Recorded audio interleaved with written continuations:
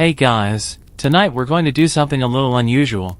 You're going to imagine yourself standing on a rocky shore, a chill breeze threading through your tunic, the salty sting of the North Sea biting your face. Before you, half afloat, half resting on the pebbles, is your pride and joy, your longship. The raids are over for now. No English monasteries left to plunder this season, no gold to carry back just yet. But you and your crew aren't done with the ship, not even close. Between each bloody adventure, these wooden beasts need a surprising amount of care. You probably won't survive your next raid, but if your ship fails you before that, well, let's just say drowning in frigid waters is no Viking's idea of a heroic end. So, before you get comfortable, take a moment to like the video and subscribe, but only if you genuinely enjoy what I do here. And while you're at it, tell me where you're listening from and what time it is there. I love seeing the far-flung corners of the world gather here at bedtime. Now, dim the lights, maybe turn on a fan for that soft background hum, and let's ease into tonight's journey together. You trudge across the pebbled shore, your boots sinking slightly into the wet sand. The ship before you, slender, lethal, and beautiful, doesn't just sail itself onto dry land. It's up to you and your crew to beach it properly, which, if we're being honest, is about as glamorous as hauling a dead whale. First, you wait for the tide. No sense dragging that much weight against the ocean's will. High tide is your ally, low tide is your enemy. If you misjudge it, you'll be waist deep in mud, grunting like oxen. When the water's right, the real work begins. You and your crewmates wade into the surf, hands grabbing thick, splintery ropes. The ship's belly scrapes against hidden rocks as you heave it forward, creaking like an old man's knees. Historians still argue whether Vikings used log rollers or not. Some say they did, lining up sturdy birch logs to roll the ship forward, Egyptian style. Others insist it was pure manpower and muscle, with a little bit of cursing thrown in. Either way, beaching a longship is less an art and more a battle. You strain your back, dig your heels into the sludge, and pull until your shoulders feel like they'll pop out of their sockets. The ship groans in protest, a living beast reluctant to leave its watery domain. Finally, inch by inch, the keel kisses dry land. You're soaked, freezing, and covered in sand that somehow found its way into places you didn't even know you had. Still, you can't help but admire the ship's sleek silhouette against the fading sky. It's your livelihood, your weapon, and, let's face it, your status symbol. A few of your shipmates spit salt water from their mouths and grumble about pulling a ship that weighs the same as a dozen cattle. You shrug. Better this than letting the sea have its way. And no, you don't just leave it there, lazily parked at the water's edge like an abandoned shopping cart. The tide can be treacherous, shifting overnight. You have to drag it high enough to escape the ocean's greedy fingers, a process known, fittingly, as hogbrot, the hauling to the burial mounds. Fun fact, some sagas mention longships being so light and agile they could almost be lifted by a strong enough crew. Almost being the important word here. You're still gonna feel it in your back for a week. You pat the hull fondly, its planks still damp and beaded with salt. The ship sighs in the wind, and for a brief moment, it feels alive, a companion rather than a tool. Behind you, the sea grumbles, already plotting its next move. But for now, you've won. The longship is safely ashore. Tomorrow, the real maintenance begins, and trust me, it's not as simple as leaving it out to dry like your laundry. You wake stiff and sore, still feeling yesterday's struggle in every muscle. But there's no time to whine, not if you want that longship to survive until the next raiding season. Today's agenda? Scrubbing and scraping. You trudge back to the shore, dragging a sack of tools behind you. You're met with the sight of the ship, looking somehow more bedraggled than you remember. Overnight, the drying planks have cracked slightly, and the air is heavy with the scent of seaweed, salt, and something riper. A hint of fish guts, a whisper of old battles, and the unmistakable funk of damp wood, the longship's personal cologne.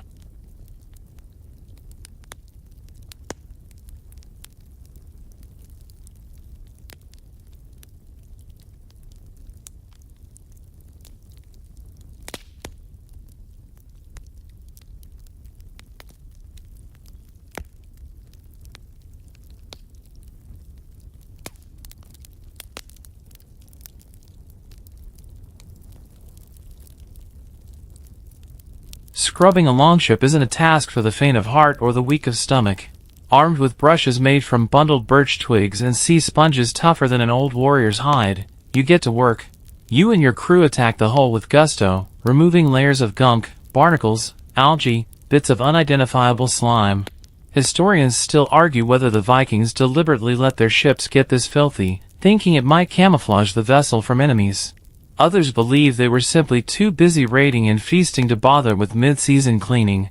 As you scrape away a stubborn crust of barnacles, you remind yourself of something important: a ship neglected is a ship doomed.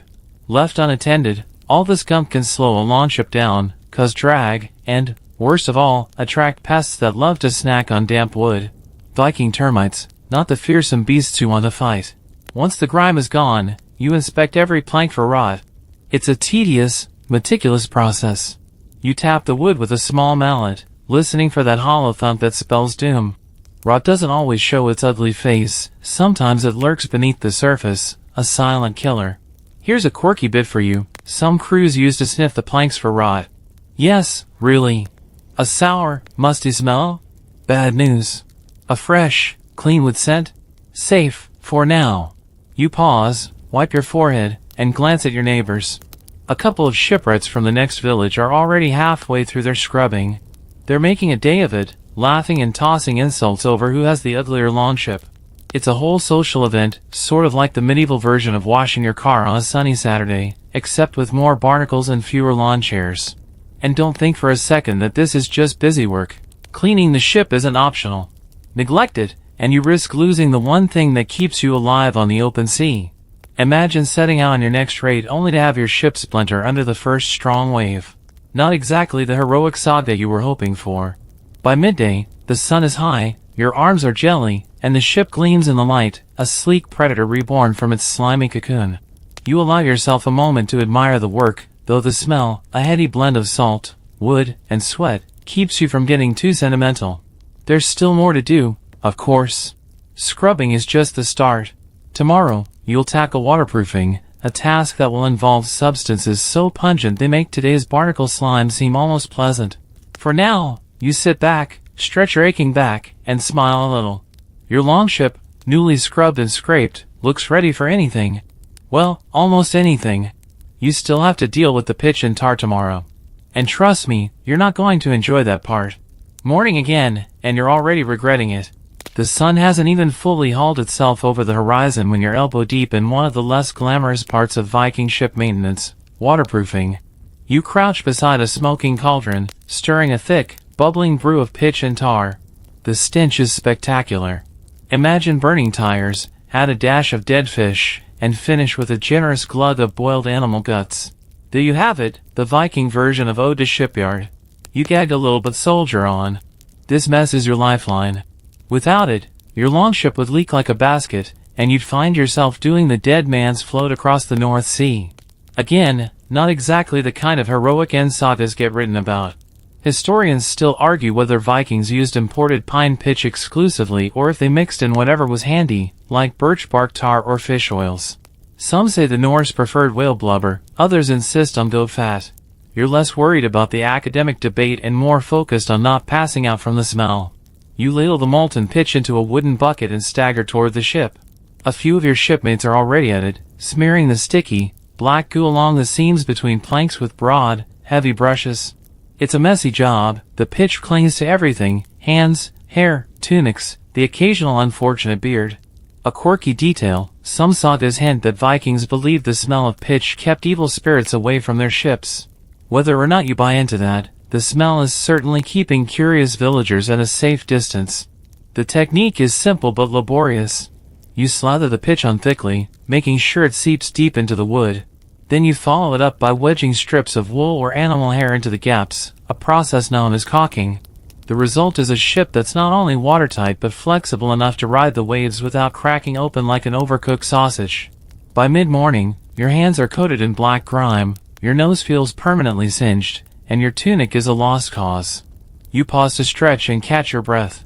Nearby, one of your younger crewmates is trying to clean pitch off his hands by wiping them on the grass. Rookie mistake: it'll take sand, ash, and about a week of scrubbing to get that stuff off. Still, you don't envy the alternative. Ships that aren't properly pitched warp and leak, and once rot sets in, it's a death sentence. The ship won't sink immediately, no, it'll betray you slowly.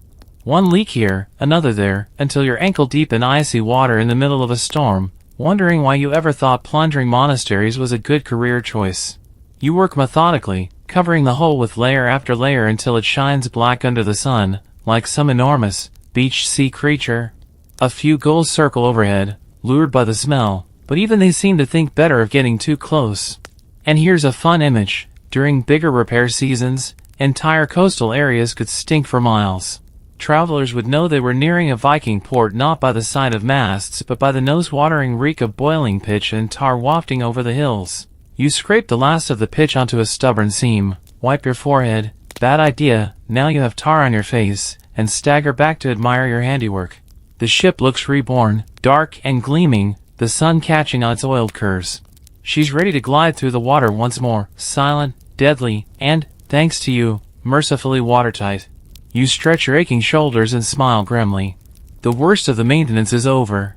Tomorrow, you get to work on something a little more fun, making the longship look as terrifying as possible. After all, no point raiding if you don't make a memorable first impression. The next morning greets you with a rare sense of excitement. No more tar fumes or backbreaking hauling. Today is about making your ship look absolutely terrifying.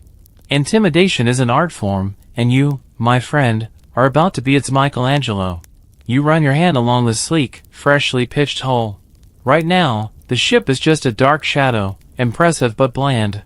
A longship should do more than float. It should make enemies rethink their life choices the moment they spot its silhouette on the horizon. Decorating the ship isn't just vanity, it's psychological warfare. Historians still argue whether Vikings painted their ships blood red or if that's a colorful exaggeration. Some say they preferred muted colors that blended with the sea, while others swear by the image of flaming red and stark black, colors to curdle the blood of any watchman unfortunate enough to spot them. You and your crewmates get to work with buckets of ochre, charcoal, and animal fats mixed into rough paints. Bright colors are rare and expensive, but reds and blacks are cheap enough, made from ground minerals and soot. The ship's prow, already carved into a snarling dragon's head, gets a fresh coat of blood-red paint, its eyes outlined in stark white to give it that soul-piercing glare. And let's not forget the shields. Each shield that lines the rails is both practical, a bit of extra armor, and ornamental. Today, you repaint yours, a swirling pattern of serpents and knots, designed to hypnotize and horrify. Your buddy beside you, never one for subtlety, paints his shield with a crude but undeniably effective image, a wolf's mouth wide open, fangs bared. Fun fact, some Vikings believed that the figureheads on their ships could scare away sea monsters. So that dragon's head isn't just for looks, it's your nautical insurance policy. By midday, the longship looks like something that crawled out of a nightmare. The hull gleams, the dragon prow snarls, and the shields blaze with dizzying patterns. You step back, admiring the effect. In the right light, say, a misty dawn just before a raid, this ship would look less like a man-made vessel and more like a living, vengeful creature. One more flourish. You hang a few ominous charms from the rigging, bits of bone, carved talismans, maybe even a braided lock of hair from a previous victory, if you're feeling dramatic. Historians still argue whether these were genuine protective charms or just good old-fashioned flexing. And here's the quirky part. Some crews would smear animal blood across the prow before setting out, a ritual to call down the favor of the gods or simply to send a clear message. We're not here for polite negotiations. You lean on your freshly painted shield and grin. It's hard not to feel a little surge of pride, and a little shiver of dread. After all, you're the one who has to sail this monstrous beauty into battle. And let's be honest, if the gods are watching, you definitely want them to be impressed. As the sun dips toward the horizon, you and your crew sit by the fire, staring at your handiwork. The longship looms in the twilight, fierce and silent, waiting. Tomorrow, you'll tackle the next big task, figuring out where to stash it before winter rolls in and buries the coastline in ice. But for now, you let yourself relax, lulled by the crackle of the fire and the soft whisper of the tide. Just you, your crew, and your dragon-headed nightmare, gleaming under the stars. By the time the first frost creeps into the air, you're already thinking about the next problem. What exactly do you do with a longship during the off-season? You can't just leave it there, perched on the beach like a forgotten toy. The sea's a tricky old thing, it giveth and it taketh away, often overnight. So, you and your crew start planning the ship's winter retreat.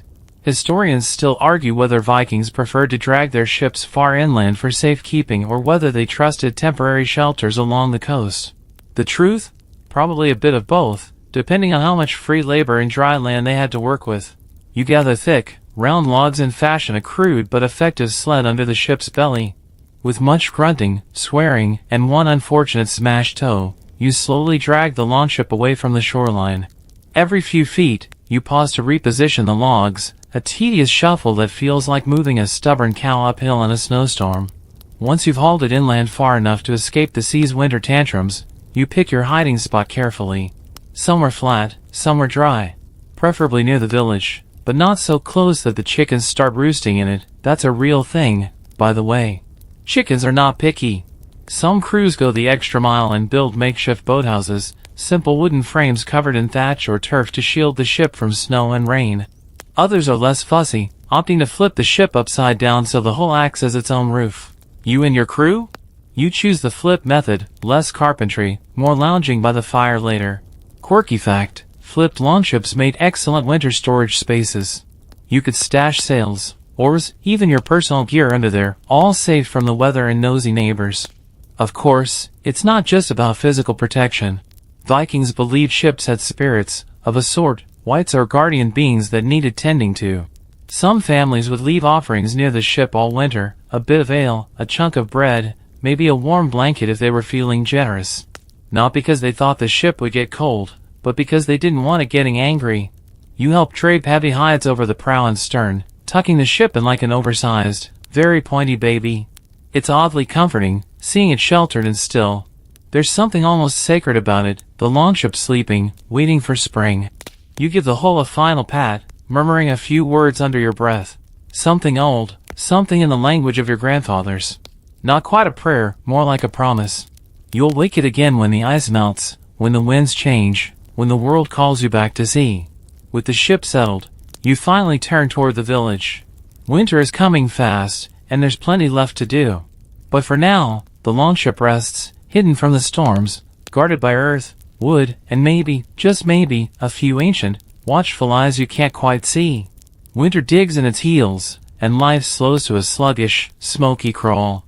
But your longship, tucked safely under its heavy hides and flipped hull, is far from forgotten. No, now it becomes something else, a winter project, a storage unit, and oddly enough, a bit of real estate. When you're not busy chopping wood or dodging frostbite, you and a few crewmates make improvements. The ship's hollowed belly, usually empty and windswept, now becomes prime storage space. Bundles of spare sailcloth, barrels of salted fish, and even a few prized tools find their way underneath. The longship's smooth interior stays dry and relatively warm, a medieval storage locker, if you will. Historians still argue whether Vikings intentionally repurposed their longships like this or if it was a happy accident born from necessity. Some sagas mention families huddling under the hull during harsh winters, turning their dragon-headed war machines into makeshift cabins. You don't exactly move in, but on stormy nights, more than one villager can be found napping in the shadow of a flipped ship, snoring blissfully among the spare oars and anchor ropes. And speaking of anchors, quirky fact, Viking anchors weren't always the stone or metal lumps you'd expect. Some were cleverly made from bundles of weighted wood, easy to repair and cheap to replace, perfect for a practical people who didn't have time for fancy trappings when survival was on the line. During these long, dark months, the ship also becomes a gathering spot. Kids sneak off to climb over the ribs of the hull, pretending they're raiding the shores of distant, imaginary lands.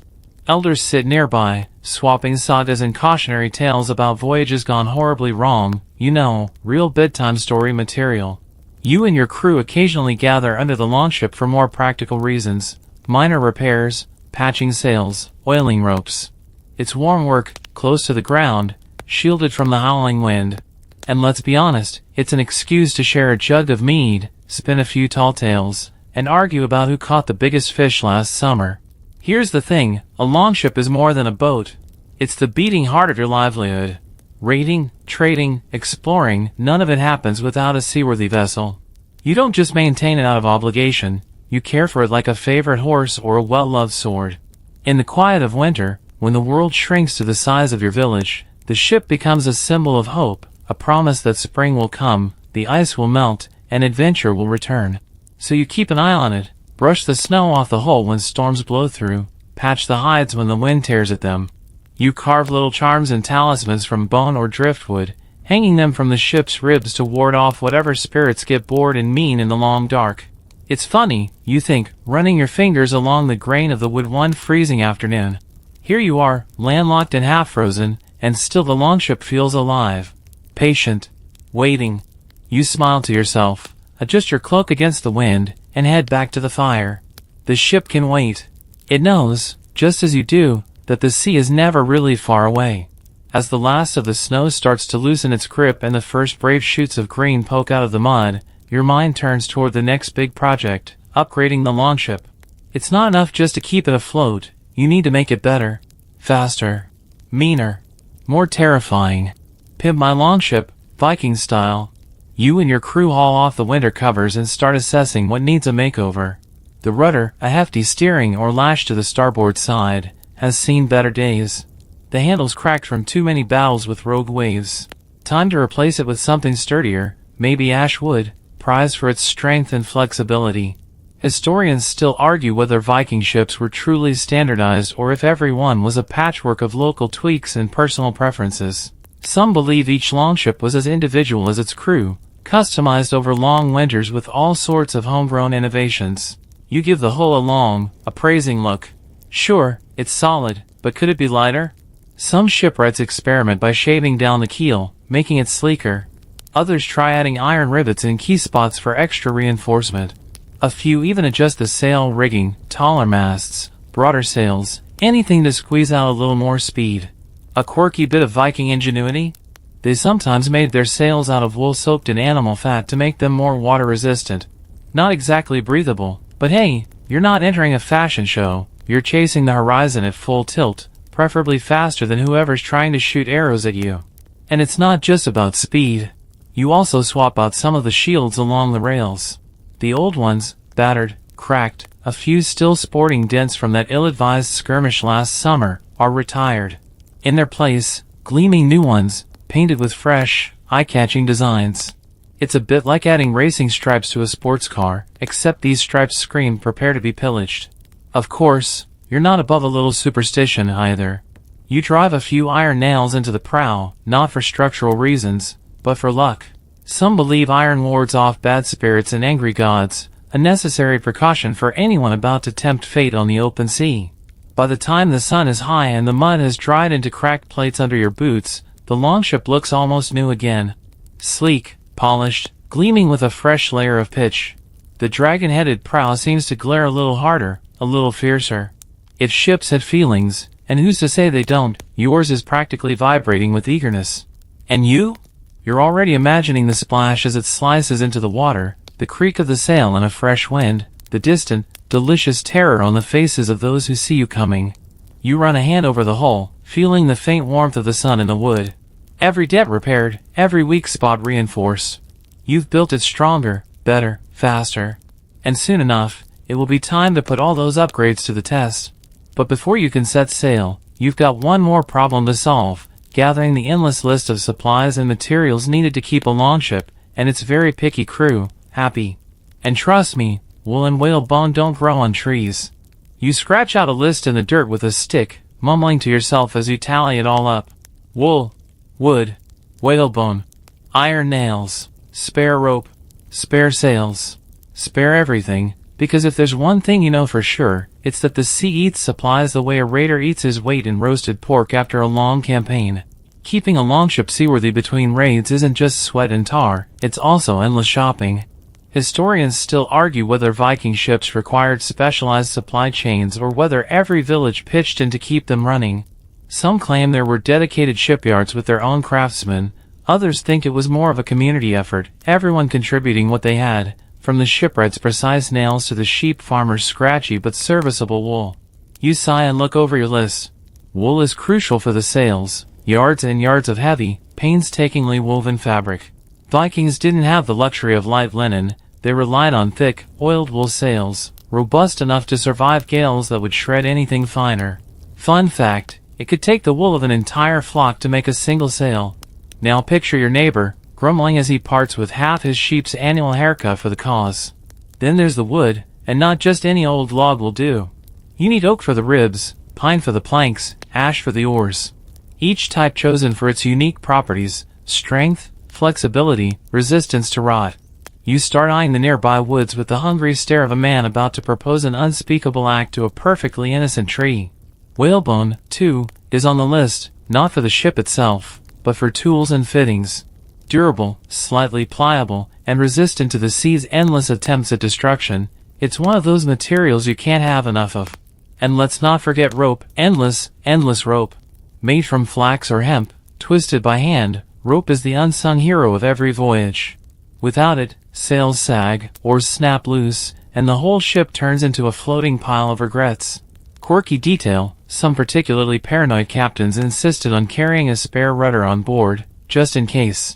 Not a lightweight extra, mind you, a full, heavy steering oar, because it turns out you really don't want to lose steering in the middle of a North Sea squall. You and your crew spend weeks trading, bartering, and occasionally swiping what you need. No shame in it, the longship's survival depends on it. Spare planks are stacked high beside the hull. New sails are rolled and stored. Every nail, every length of rope, every pot of pitch has its place. By the time you're done, the ship looks less like a vessel and more like a traveling warehouse. But it's worth it. Out there, on the open sea, you can't exactly pull over and flag down a helpful blacksmith or carpenter when something snaps or tears. You bring your lifeline with you, and you pray it's enough.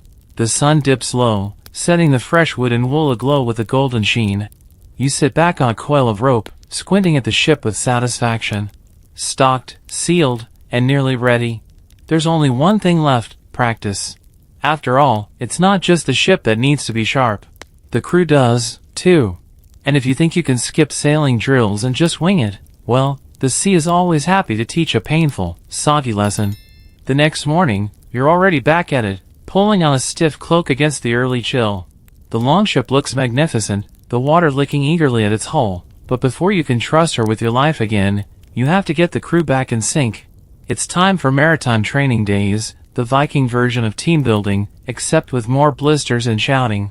You gather the crew, a ragtag bunch of veterans and greenhorns, some of whom spent the winter getting fat on meat and half forgetting which end of the oar goes in the water. No judgment, you're not exactly a sleek sea wolf yourself after months ashore.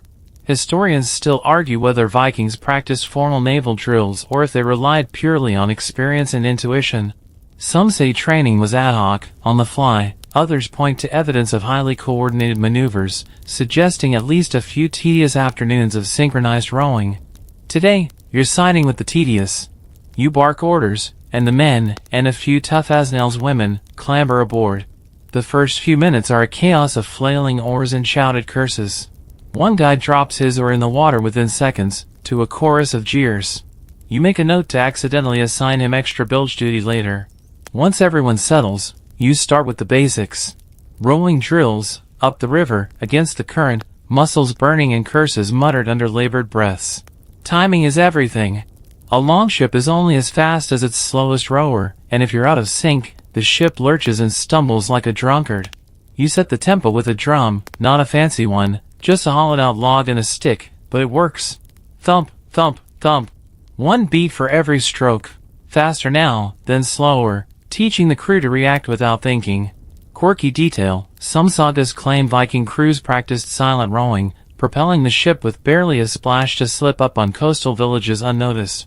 Imagine dozens of oars dipping in and out of the water in eerie, synchronized silence. You try it now, calling for quiet. The first few strokes are clumsy, but slowly, gradually, the sound fades until all you hear is the whisper of water sliding past the hull. You nod in approval, then move on to sail drills. Raising and lowering the sail seems simple until you're doing it under pressure, with the wind howling and your enemies closing fast. You time them, calling out faux emergencies, storm to starboard, watching as they scramble to reef the sail or adjust the rigging. You even run a few beach landings, sprinting the ship toward the shore, oars pulled in, jumping into the shallows to haul her up before the next imaginary wave flips you over. More than one sailor ends up face first in the mud. You'll laugh about it later, probably. By the end of the day, everyone's soaked, exhausted, and smeared in river sludge. You're pretty sure one guy has a fish in his boot, though he's too tired to care. But the ship moves differently now, smoother, more sure of herself. The crew's beginning to act as one, responding to shouted commands like a single organism. It's a beautiful thing to watch, even if it feels like your arms are going to fall off at the shoulder. You clamber onto the deck, dripping wet but grinning. The ship feels alive under your feet, not just wood and nails, but a living, breathing thing bound to you and your crew. As the sun sets in a blaze of gold, you steer her back toward shore, proud and aching in equal measure. Drills might not be glamorous, but they're the difference between life and a soggy death sentence out at sea. And speaking of glamour, you can't wait to show off this ship at the village mooring. After all, a longship isn't just a vehicle. It's a statement. And you're about to make one loud enough for everyone to hear. The next morning, as you saunter toward the village mooring spot, you can't help but feel a little swagger in your step. Your longship, shining with fresh pitch and hung with polished shields, is about to become the centerpiece of your social life. Because let's be honest, in Viking society, a ship isn't just for raiding. It's the ultimate status symbol.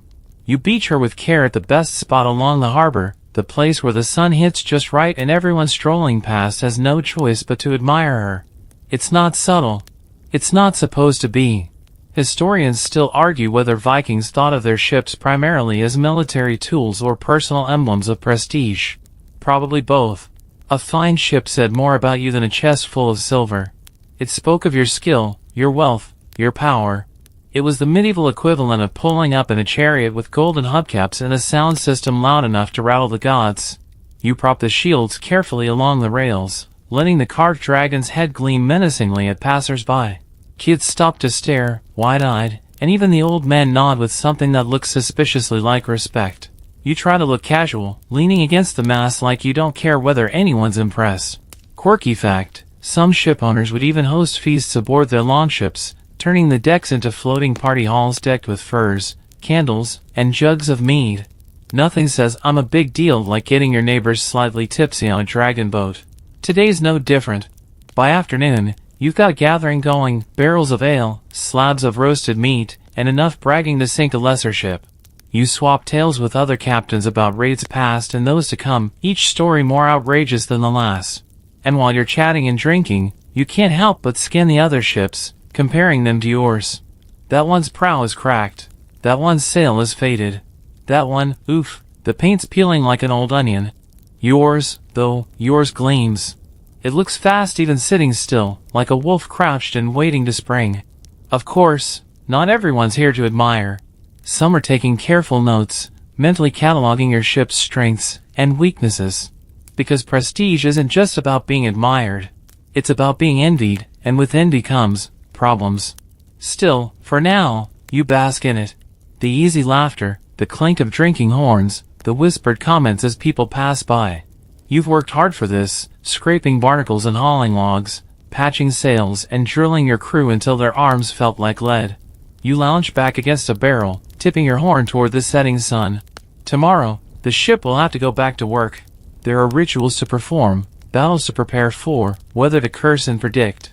But tonight, you enjoy the simple, savage joy of having the finest ship in the harbor and the knowledge that, come next raiding season, your enemies will see the dragon's head on the horizon and feel a very specific kind of dread. You sip your ale, letting the moment linger. The ship gleams, the sea murmurs, and for once, all feels exactly right. Morning breaks with the kind of thick fog that makes the world feel smaller, quieter, and a little more mysterious.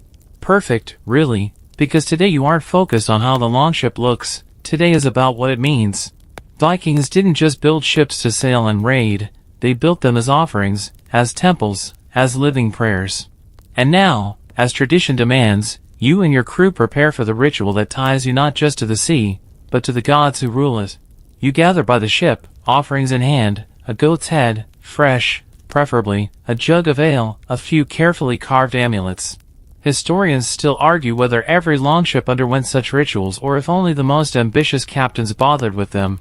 Some say it was superstition, others insist it was essential. Without the blessing of the gods, the sea would simply swallow you whole.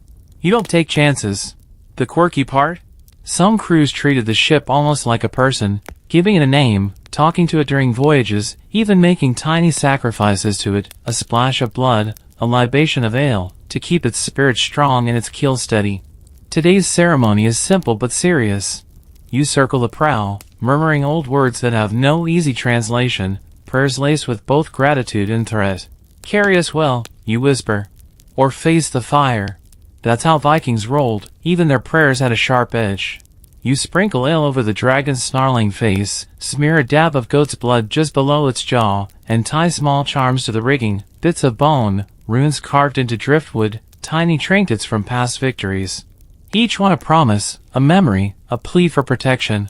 Your crew watches in solemn silence, even the young ones who like to scoff when no one's looking.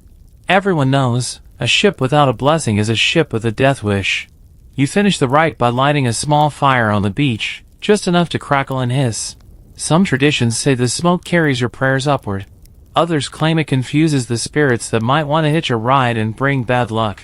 The fire sputters, the ship creaks in the fog, and for a moment, you feel something, a shift in the air, a tightening of the skin along your arms.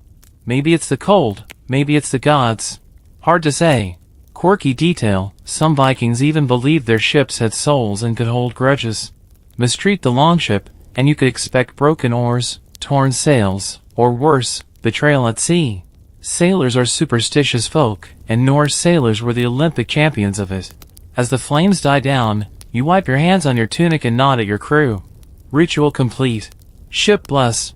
Fate, or whatever force you just petitioned, properly appeased. You glance back at the longship. It stands still and quiet in the mist, its dragon's head peering out into the gray like a sentinel. You feel better. Calmer. Ready. Of course, blessings are nice and all, but they don't keep rot away, and they sure don't fix torn sails. And the real enemy of every Viking captain, more than storms, more than enemy swords, is something far more insidious: time. Winter's bad enough, but the real test comes when the ship has to face another brutal enemy, weather. And let me tell you, she never plays fair. Not a week passes before the first storm of the season barrels in, reminding you, as if you could ever forget, that the sea is always in charge. But it's not just the sea you have to worry about. It's the weather in general, a sneaky, petty tyrant that attacks your longship even while it's parked safely on land. You trudge through the mud toward the ship, cloak pulled tight against the freezing rain. Water pools in the hollows of the ground, and somewhere off in the fog, you hear the clatter of a loose shield banging against a hull. Historians still argue whether Vikings developed special techniques to protect their ships from the elements or whether they just repaired the damage as it came. Some evidence suggests they were surprisingly meticulous, others think they simply accepted the wear and tear as part of the bargain. You're meticulous. You have to be. You peel back the hides covering the longship and inspect the damage. Rain hammers the hull, the pitch oozes sticky black tears, and the ropes, oh, the ropes, look like they've taken a beating, frayed and slick with moisture. If you leave them like that, they'll rot faster than old fish. Quirky bit, some crews would pack their ropes in barrels of tar or coat them in animal fat to keep the wet at bay. It worked, mostly. Until the barrels leaked or the fat went rancid, in which case, congratulations, your ship now smells like a swampy meat locker. You start the grim task of inspecting every inch. The sails have to be unrolled, dried, and re-oiled, a tedious process that leaves your hands greasy and your back screaming. The oars are stacked nearby under a tarp, and you can already see a few showing the first signs of cracking. You'll have to sand them down, oil them, maybe even replace a couple. The hull itself is holding up, but the pitch needs touching up. Too thin and the wood will dry out and splinter, too thick and it becomes brittle. You find yourself muttering under your breath, half curses, half prayers, as you brush a fresh coat on the prow, working the sticky substance into every seam. And then there's the threat you can't see, mold. The slow, silent killer. You sniff carefully along the inner planks, hoping you don't catch that sour, musty stench that spells disaster. Historians still argue whether the Vikings understood the science behind rot and mold or if they just knew the signs and symptoms. Judging by the obsessive way some shipwrights cleaned and polished their hulls, you're guessing they had a pretty good idea. You call for extra hands and start a routine, lifting the ship slightly off the ground with more log rollers to allow airflow underneath, brushing every wooden surface with mixtures of ash and oil. Tedious, filthy work, but essential. The sky stays gray and the rain relentless. Water beads and runs down the sides of the longship, and you can almost imagine it glaring at the sky in defiance. You can't blame it. Left alone, the weather would peel away all your hard work, inch by inch, until the proud dragon-headed prow was just a memory, a skeleton of its former self. Quirky fact, some old Viking customs involved shouting insults at the storm, daring it to do its worst. It probably didn't help, but it sure made you feel a little better. You try it now, grinning as you shake your fist at the swirling clouds. The wind howls back, unimpressed. As dusk falls, you and your crew finally trudge back to the village, wet, cold, and reeking of tar and sheep fat. But you leave the longship standing proud, newly shielded against the elements. She's tougher than she looks, and thanks to you, ready to fight another day. Tomorrow, if the rain lets up, there'll be a market gathering by the docks. And you know better than to miss it. After all, ship maintenance isn't just about battling nature, it's about keeping your ears open and your options open, too. The rain finally gives you a break, and with the sun making a cautious reappearance, the village comes alive. Down by the docks, sails flutter on their masts, traders set up rough stalls, and the smell of smoked fish and fresh bread rides the breeze. It's market day, and if you think it's just about haggling over goat cheese and axes, you're missing the real action. For a Viking with a longship, the docks aren't just where you patch up wit and swap stories, they're a breeding ground for alliances, gossip, and deals, sealed with spit and handshakes and, if you're lucky, minimal swordplay. You saunter down, boots crunching on the frost-hardened ground, and your eyes sweep the scene. Captains argue over sailcloth prices, traders show off polished brooches and weapons pilfered from who knows where, and a couple of locals eye each other's ships with the same suspicious interest that dogs show before a scrap. Historians still argue whether Viking markets were official events sanctioned by local chieftains or more like informal chaos fests. Honestly, judging by the din and the occasional fistfight, it feels like a bit of both. You steer toward the real prize, the dockside gossip. News spreads faster here than the worst head cold, and today's rumors are particularly juicy. A rival chieftain looking to hire extra muscle for a spring raid, a disgruntled shipwright grumbling about a shortage of iron nails, whispers of a monastery ripe for plundering, its walls practically begging to be breached. You trade a few salted fish for a bolt of sailcloth, then linger near the ale barrels, where the real deals are hammered out. With the right drink in hand and the right question, you can learn a lot. Who's short a crewman, who's bragging too loudly about new war axes, who's eyeing your longship a little too covetously. Quirky bit, Vikings didn't just gossip about raids and spoils. They also traded gossip like currency, who had the best shipwright, whose ship supposedly carried a cursed figurehead, who had accidentally raided the wrong village last season and was now sleeping with one eye open.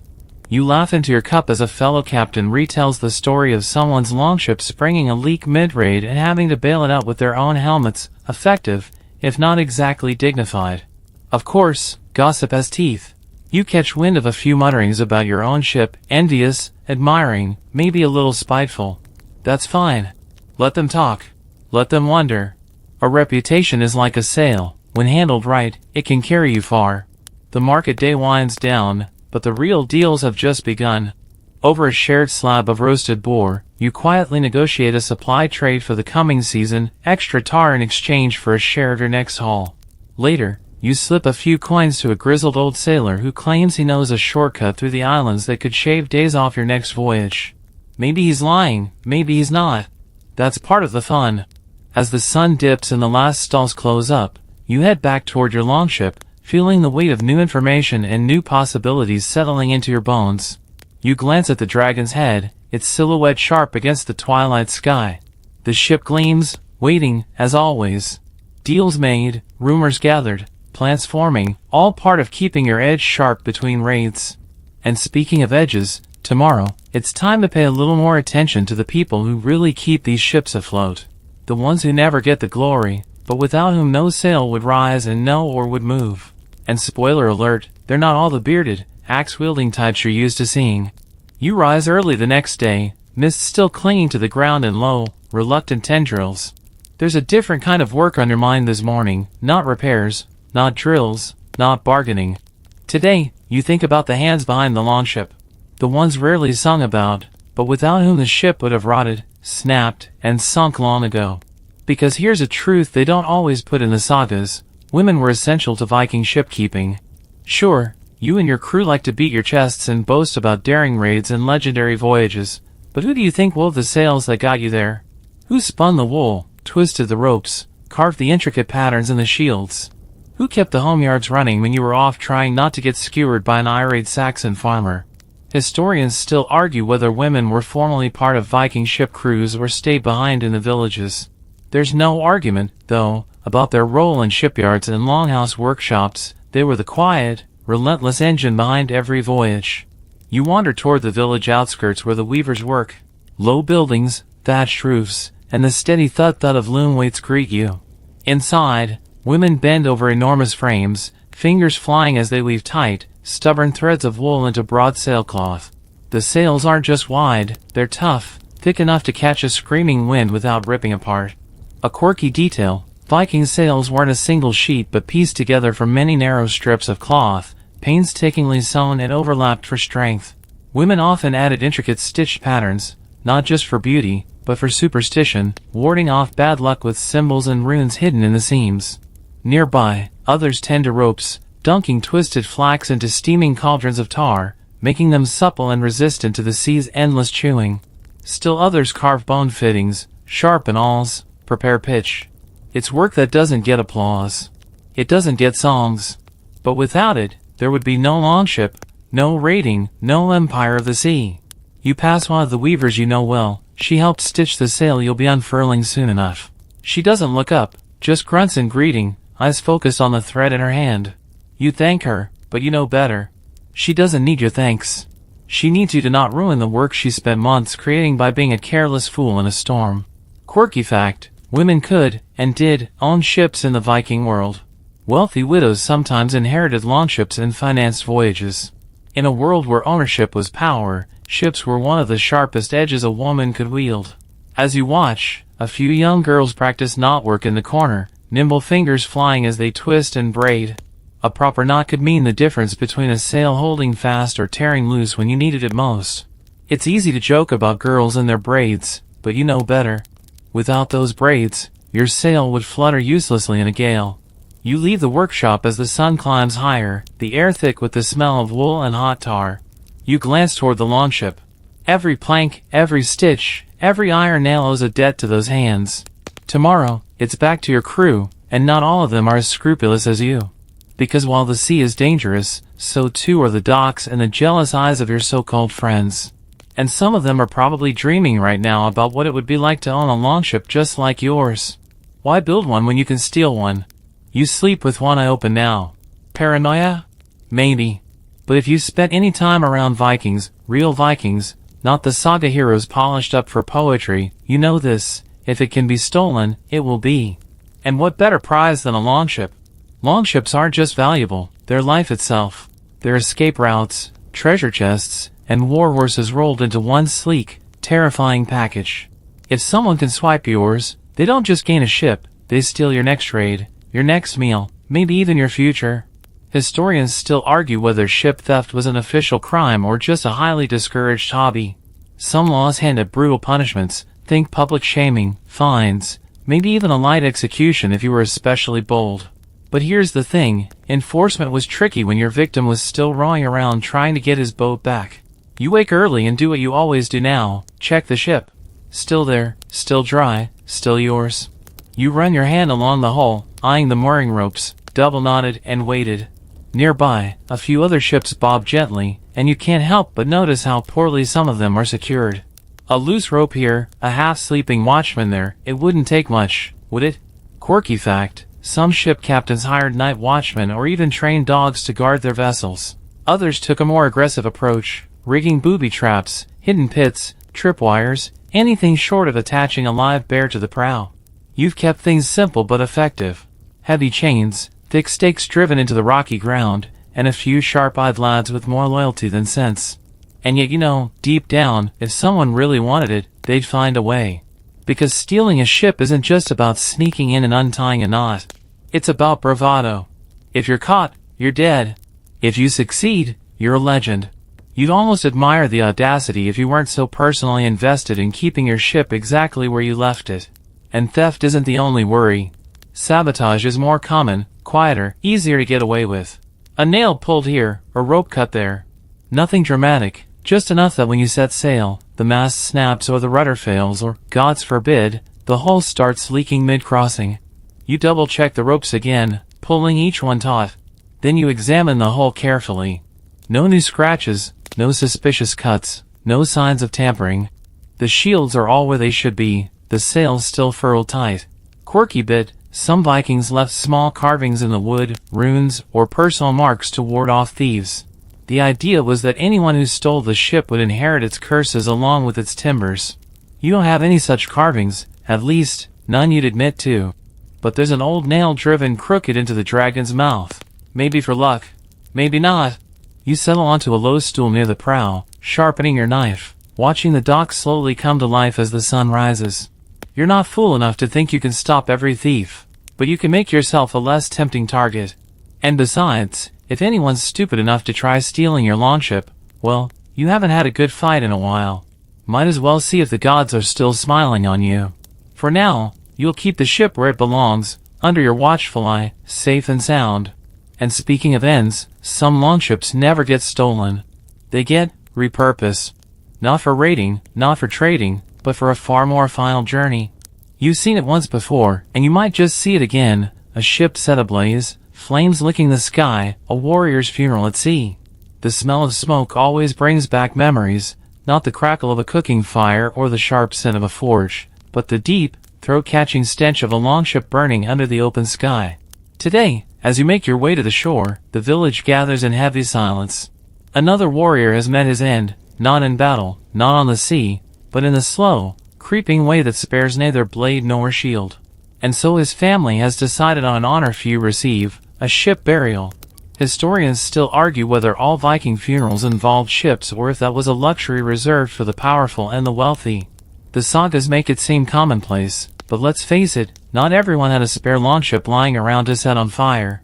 You certainly wouldn't volunteer yours, unless you were extremely dead and past caring. You stand at a respectful distance as the funeral preparations unfold. They've taken an old longship, not as grand as yours, but proud enough, and hauled it to the water's edge. The hull is weather-beaten, ribs showing like an old warhorse worn thin but unbowed. Inside, they arrange the warrior's body, laid out in full battle gear, helm, sword, shield. Trinkets from his life, a drinking horn, a worn cloak, even his game pieces, are tucked around him, each one a whisper of the man he was. Quirky bit, some funerals included slaves sacrificed to accompany the dead into the afterlife. It's a grim reminder that the journey to Valhalla wasn't meant to be a solo trip. Thankfully, today's ceremony seems to have skipped that particular tradition. A pyre is built in the center of the ship, stacked with dry wood and kindling. The family murmurs final farewells, some tearful, some stoic. You can feel the weight of the moment pressing down on everyone, thick as the mist rising from the sea. Finally, a torch is brought forward. It's passed hand to hand until it reaches the eldest son, whose face is carved from stone, lips pressed into a line that says he understands this duty but hates it all the same. The torch touches the kindling, and with a crackle, the fire roars to life. Flames climb the mast, licking greedily at the sail, the hull, the dragon-headed prow. You watch as the ship, now a blazing skeleton, is pushed gently out to sea, oars dipped one last time to guide it beyond the breakers. The flames reflect on the water, a mirror of gold and crimson. The ship floats, a defiant beacon against the dusk, before the fire consumes its strength. The mast buckles, the hull groans, and slowly, gracefully, it begins to sink, flames hissing and sputtering as cold water claims it. Historians still argue whether these ship burials were practical, a way to return a warrior to the sea, or purely symbolic, a last, burning boast. You think it's both. Practicality and poetry, hand in hand, like everything else about Viking life. You stand there long after the last flicker dies, the crowd dispersing behind you. The smoke coils upward, a slow, gray ribbon twisting toward the sky. You wonder where it goes, if the gods really see it, if the dead really sail onward to some distant hall where the mead flows and the battles never end. You turn back toward your own longship, still resting quietly on the shore. Someday, maybe, it'll burn too. But not yet. Not while there are still seas to sail and storms to chase. For now, though, the ship remains. And tomorrow, you'll think about what happens when ships are too old to sail, too stubborn to burn, when they get another life altogether, standing proud on land. The longship that survives battle, storm, and time eventually faces another fate, not the fire of a warrior's funeral, but a quieter, more dignified retirement. You've seen it happen before. When a ship is too tired to sail but too beloved to simply rot away, it's given a new purpose. It becomes a monument.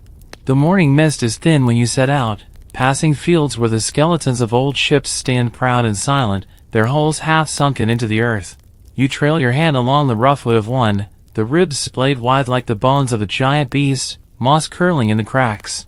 Historians still argue whether these grounded longships were intended as memorials or if Vikings simply found them too precious to dismantle entirely.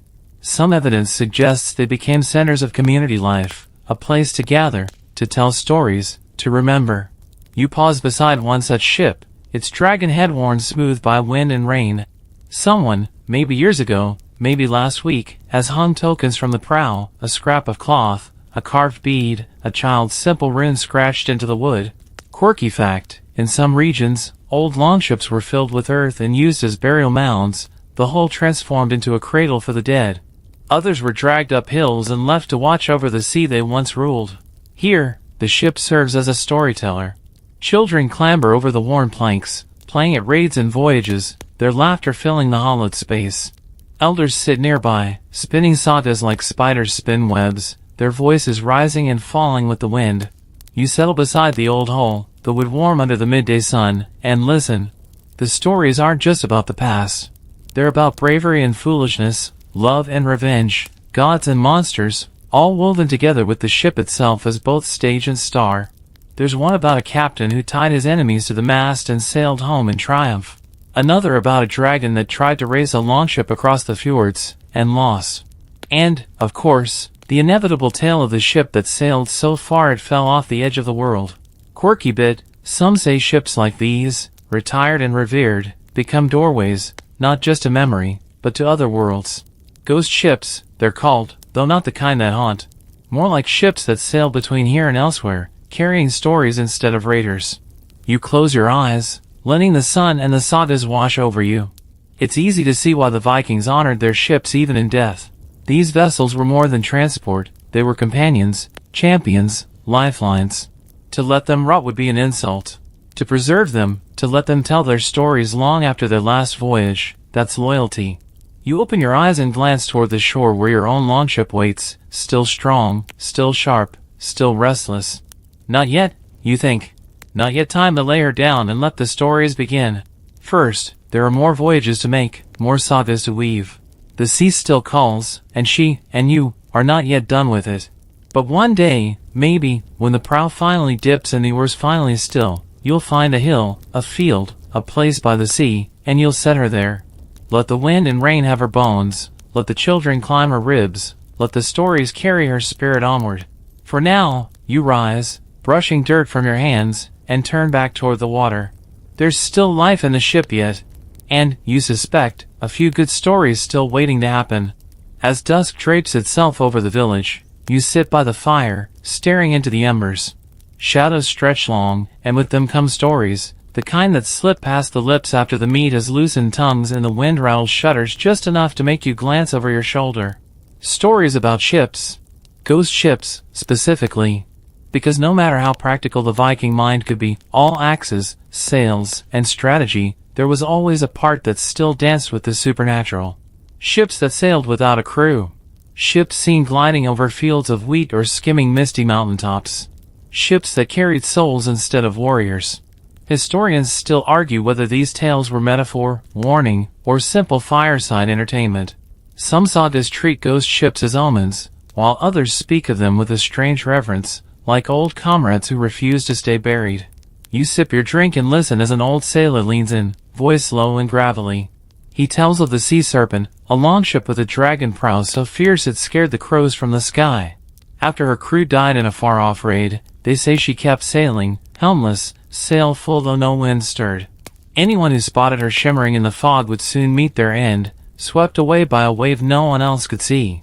Quirky fact, some believe the dead sailors themselves became the ship's crew, their bones fused to the oars, their hollow eyes forever scanning the waves for home. Not exactly bedtime material, but it makes for a cozy chill when the fire pops and sparks. Others speak of the Nar of the Lost, a trader's ship sunk in a winter storm. On nights like this, Villagers claim they hear it creaking along the shore, anchors dragging uselessly behind it, crewless but not empty. You smile into your cup. Half of you dismisses the stories as old sailors' nonsense, but the other half, the half that's seen too much sea, too much sky, too much that doesn't quite fit in neat little boxes, listens. Because if a longship can be a warrior's final steed, if it can become a monument on a hill, if it can burn and sail its owner into the next world, why couldn't it sail on without them? The wind rises, rattling the eaves, and you glance toward the dark shoreline. Your own longship rests there, quiet, solid, real. You know every creak of her timbers, every knot in her planks. She's no ghost. Not yet, but you also know how easy it would be to believe otherwise. In the right light, with the right mist curling around her hull, she could be a shadow ship, a dragon sailing through fog and legend. Quirky bit, some Viking sailors wore tiny ship charms on cords around their necks, not just for luck, but to protect them from being taken aboard a ghost ship by mistake. You tug at the little carved charm under your tunic, feeling its rough edges. Superstition? Sure, but it's always the ones who scoff the loudest who end up in the strangest tales. You toss another log on the fire, sending a spray of sparks into the sky. Ghost ships or not, one thing's certain, longships don't fade easily into obscurity. Even in legend, they sail on, proud and restless, just like the men and women who built them. You lean back and close your eyes, the fire's warmth sinking into your bones. Tomorrow, there's more work to be done, more sea to cross, more stories to chase. But tonight, you listen to the crackle of the fire and the whisper of the waves, and wonder, just wonder, how many ghost ships are out there still sailing, waiting for someone foolish or brave enough to join them. Morning finds you lacing up your boots with a kind of grim determination. No more ghost stories, no more idle hours at the docks. Today is for work, the back-breaking, soul-testing kind that separates the would-be sailors from the real ones. You're dragging your longship. No, not sailing. Dragging. Overland. Sounds insane? Maybe. But sometimes, when the river runs out or the shortcut's too tempting to ignore, you find yourself hauling a 30-ton ship across meadows, forests, even mountains. Vikings didn't just sail around obstacles, they dragged their longships straight over them. Historians still argue whether Vikings made a habit of this or if the few surviving tales exaggerate the feat, but sagas don't lie entirely. They just polish the truth a bit. You and your crew gather at the edge of the river, eyeing the low, marshy stretch ahead. Beyond it lies another river that cuts your travel time by weeks. Weeks! That's enough reason for any sane raider to try. Quirky bit, some crews laid slick paths of logs, slathered them in animal fat to ease the way, turning the earth itself into a makeshift waterway. Others used sledges, rough wooden frames that groaned and splintered under the ship's weight but, mostly, got the job done. You opt for the log and fat method. It's messy, exhausting, and deeply unpleasant, but it beats hacking a new river from scratch. The air soon reeks of grease, and your boots slip dangerously with every step, but you're committed now. With a shouted command, you and your crew heave. The longship shudders, reluctant, then lurches forward. Logs pop and squeal under the hull, and the ground quivers like it's alive. Every muscle in your body screams as you lean into the ropes, pulling, grunting, slipping. Progress is slow, agonizing. A few feet at a time. Sweat blinds your eyes, and the thick mud clutches at your boots, threatening to yank you down with every step. You lose count of the number of times someone curses or falls or has to be hauled up by laughing, jeering comrades. Quirky fact, Vikings were known for singing work songs, rhythmic, booming chants to coordinate effort and lift spirits. You start one now, a low, steady growl that builds and rises, catching your crew in its momentum. The ship moves a little smoother, the rope biting a little less cruelly into your palms. Hours pass. Maybe days. It feels like both and neither. The forest watches silently as you and your longship claw your way across its spine. Finally, when your legs feel like water and your lungs like fire, you crest the last rise. Before you, the second river glints like a promise. With a last monumental push, you ease the longship down the slope, sliding and thudding toward the water. The prow kisses the riverbank with a satisfying splash, and you collapse beside it, chest heaving, body trembling with the kind of exhaustion that only truly stupid ideas can produce. But when you drag yourself up and look at the ship, your ship, bobbing proudly in the new river, the pride hits you like a hammer. You did it! You pulled a dragon across the land. Who needs wings when you have stubbornness? You clap your crew on the backs, laughing, grimacing at the bruises, the torn tunics, the mud-streaked faces grinning back at you.